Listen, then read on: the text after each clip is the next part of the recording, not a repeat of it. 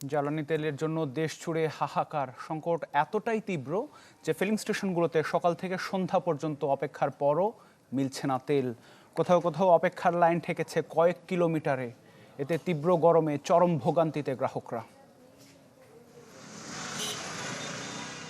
কখন পাম্পের নজল ঢুকবে গাড়ির ফুয়েল ট্যাঙ্কে, কখন মিলবে কাঙ্ক্ষিত জ্বালানি, তার নিশ্চয়তা নেই। কেননা কয়েক ঘন্টা তেলের জন্য অপেক্ষায় গাড়ির লাইন ঠেকেছে কয়েক কিলোমিটারে। কেউ কেউ আগের দিন ৫-৭ ঘন্টা লাইনে দাঁড়িয়েও তেল না পেয়ে আবার এসে লাইন ধরেছেন। তাদের সীমাহীন ভোগান্তি প্রকাশ পায় চাপা ক্ষোভে। তেল নিতে আসছি রাতের ৩টা বাজে, এখন দুপুর 12টা বাজে। তারপরে সামনে গেলাম, যাওয়ার পরে বলতেছে যে এখন তেল নাই। মন্ত্রী মিনিস্টার সবাই বলতেছেন তেলের কোনো সংকট নাই, তাহলে আমরা পাম্পে আসার পর তেল পাচ্ছি না কেন? রাজধানীর শেওড়াপাড়া ফিলিং স্টেশনে আমি ভরসা রাখি হিরন স্মার্ট ওয়াটার পিউরিফায়ারে। বৃহস্পতিবার সকালে ৯টা থেকে কয়েক ঘন্টা তেল দিয়ে সরবরাহ বন্ধ করা হয়। ক্ষুব্ধ গ্রাহকদের অভিযোগ, তেল থাকা সত্ত্বেও মজুত কারসাজি করছে পাম্প মালিক। তবে এমন অভিযোগ অস্বীকার করেন কর্তৃপক্ষ।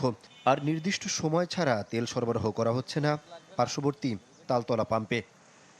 পাম্পে তো তেল আছে, তেল তো আপনার মনে 2 ঘন্টার মধ্যে তেল আছে, কিন্তু বাইশে বন্ধ করে দিছে। একটা তোমায় আমি তেল দিতে থাকবো, এরপরও তেল শেষ হবে না। কিন্তু হঠাৎ করিয়া 9:15 বাজে এর মধ্যেই আপনি বলছে যে তেল শেষ। তাই তেলগুলো কই গেল? গতকালকে রাত্রে ঢুকছে, আমরা রাত্রে 7টার পর আর খোলা রাখি না, আমাদের সিকিউরিটি সমস্যা আছে, এর জন্য আমরা সকালে দিই। সকালে আমরা 6টা থেকে শুরু করছি, এই 10টা পর্যন্ত দিছি, শেষ। প্রায় একই চিত্র ঢাকার বাইরেও। ফিলিং স্টেশনগুলোতে জ্বালানি তেলের জন্য ভোগান্তি কমেনি।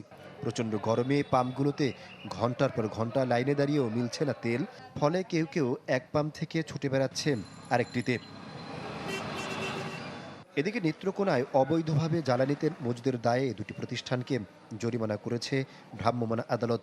উদ্ধার করা হয়েছে ৩১০০ লিটার ডিজেল। আহমেদ সোহাগ, চ্যানেল 24, ঢাকা।